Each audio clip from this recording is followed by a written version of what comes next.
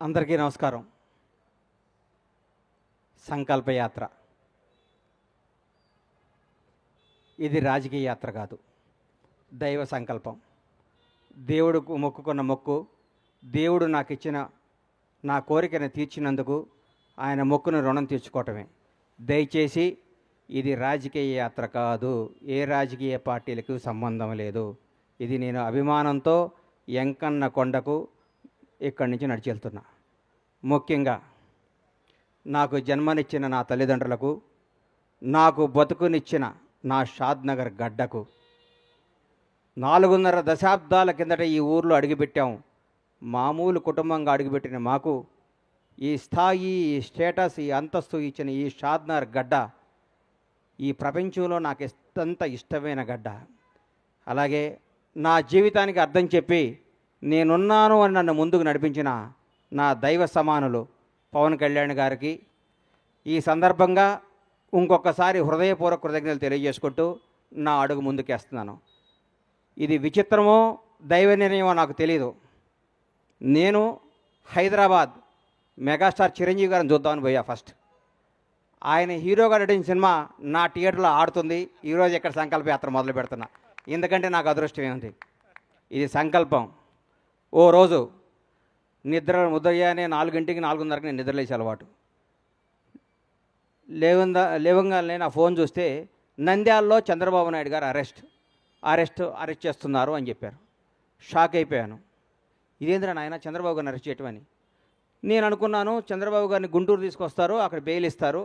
Bail ఇచ్చినాక ఒక నాయకుడు 15 ఏళ్ల పాటు ముఖ్యమంత్రిగా చేసిన మహోన్నత వ్యక్తి, 40 ఏళ్ల సుదీర్ఘ రాజకీయ జీవితం కలిగిన వ్యక్తి, ప్రపంచవ్యాప్తంగా తెలుగు వాడికి గుర్తింపు తీసుకున్న మహోన్నత శక్తి ఆయనకి ఎందుకు జరుగుద్దులే అనుకున్నాను. సాయంత్రం వరకు ఆ నిద్రాహారాలు మాని చూస్తూ ఉన్నాను, ఎప్పుడు వస్తుందని. రాంగాలే ఆయన జైలుకి పంపిస్తున్నామన్నారు. అప్పుడు కూడా మనసును చంపుకున్నాను. రాజమండ్రి జైల్లోకి వెళ్ళే లోపు డెఫినెట్గా సార్కి బెయిల్ వస్తుంది, ఏం కాదు, ఇది కూడా ఆయనకి కూడా తెలుగు ప్రజలకు తెలుస్తుందిలే, ఇది నిజమేంటో అబద్ధమేంటో అనుకుంటూ ఉండగానే లోపలికి వెళ్ళారు. 1వ రోజు, 2వ రోజు, 3వ రోజు, 4వ రోజు, అలా రోజులు గడుస్తున్నాయి. సార్ బయటికి రావట్లేదు. లోపల ఏం చేస్తున్నారని చిన్న టెన్షన్, చిన్న భయం స్టార్ట్ అయింది. ప్రతిరోజు, ప్రతి క్షణం ఈయన ఎప్పుడు బయటకు వస్తారా అంటూ ఉండేవాళ్ళు. ప్రతిరోజు నేను అందరితో మాట్లాడుతూ ఉంటే నేను ప్రతిరోజు వాయిదా ఉన్నప్పుడల్లా సుప్రీంకోర్టుకి వెళ్ళటం జరిగేది.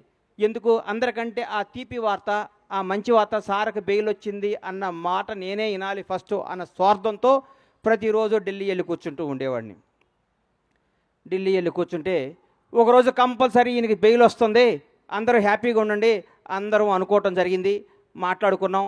ఆ రోజు మా శివాజీకి చెప్పాను, శివయ్య ఈసారి సార్కి బెయిల్ వచ్చేస్తుంది, ఇంకా హ్యాపీ, ఇంకా ఏం కాదంటే మానాడు అన్న రోజు మా వాడు నీది యథార్థవాదే లోక విరోధి, వాడు యథార్థాలు మాట్లాడతాడు కాబట్టి మా తమ్ముడు ఎప్పుడు లోకానికి విరోధి అవుతుంటాడు. ఎవడు ఏమనుకున్నా, ఎవరు ఎన్ని అనుకున్నా, ఏదనుకున్నా మా వాడు స్టైల్ మారదు, మా వాడు పందా మారదు. ఇది ఏం చెప్పిందో అదే మాట్లాడతాడు. మనస్సాక్షినే మాట్లాడే వ్యక్తి శివాజీనే మాట్లాడుకున్నాను.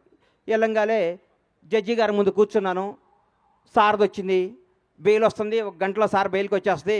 హైదరాబాద్ వెళ్ళిపోతే ఆనందం చూస్తే ఆ గౌరవ న్యాయస్థానంలో ఆ జడ్జి గారు ఒకటే మాట అన్నారు, ఇది నాట్ బిఫోర్ మీ అని ఫైల్ పక్కన పడేశారు.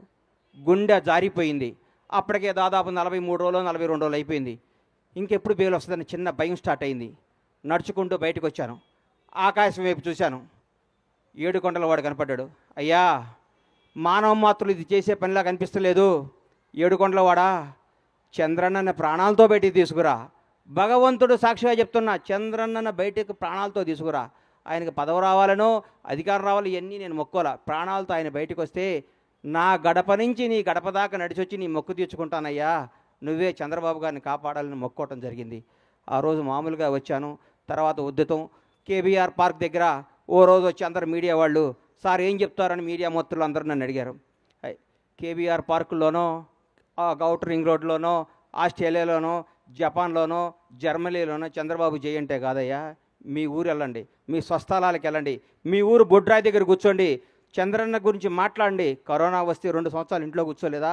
నెల రోజుల పాటు మనకి బతుకునిచ్చిన చంద్రబాబు నాయుడు గారి కోసం మనం నెల రోజులు కష్టపడలేమని ఉద్యమాన్ని తెలరేపితే సోదరిమణులు ఆ రోజు ఐటీ పీపుల్స్ అందరూ మన తేజస్విని కానీ ఆ టీం అందరూ కానీ మా శివాజీ కానీ మేమందరం ఒక టీంగా వచ్చి గచ్చిబౌలిలో ఆ రోజు అద్భుతమైన జరిగి భగవంతుడి దయ వల్ల ఏడుకొండల వాని ఆశీస్సుల వల్ల దైవ సంకల్పంతో 52వ రోజు మహానేత తెలుగు జాతి గర్వించదగ్గ తెలుగు బిడ్డ నారా చంద్రబాబు నాయుడు గారు బయటకు వస్తుంటే నాలో టెన్షన్, ఏ విధంలో ఉన్నారో లోపల ఎట్లున్నారో 52 రోజుల పాటు ఎలా కుంగిపోయి ఉన్నారని బయటకు వస్తుంటే జూలు పడిచిన సింహంలాగా, తెలుగువాడి గర్వంలాగా, తెలుగువాడు తేజస్సులాగా ఎస్ నేనున్నా, ఈ జైళ్ళు ఈ వ్యక్తులు ఈ కుతంత్రాలను నేను చేయలేవు, తెలుగు ప్రజల కోసం నేనున్నాని అడిగేస్తుంటే ఆ ఉత్సాహంతో ఉర్రెక్కింది.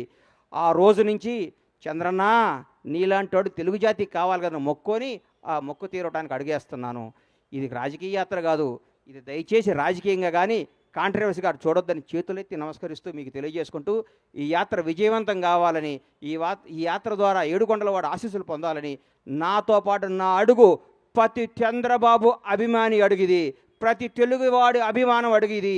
ఈ అడుగు నాది కాదు, ఈ కోట్ల మంది తెలుగు ప్రజలు అడిగిది. జై చంద్రబాబు. ఈ అవకాశం ఇచ్చిన ఏడుకొండల స్వామికి, నాకు సహకరించిన నా షాద్నగర్ ప్రజలందరికీ హృదయపూర్వక ధన్యవాదాలు తెలియజేసుకుంటూ మీ సహాయ సహకారాలు, మీ అభిమానం, మీ ఆశీస్సులు ఉండాలని కోరుకుంటూ సెలవు తీసుకుంటున్నాను. Thank you.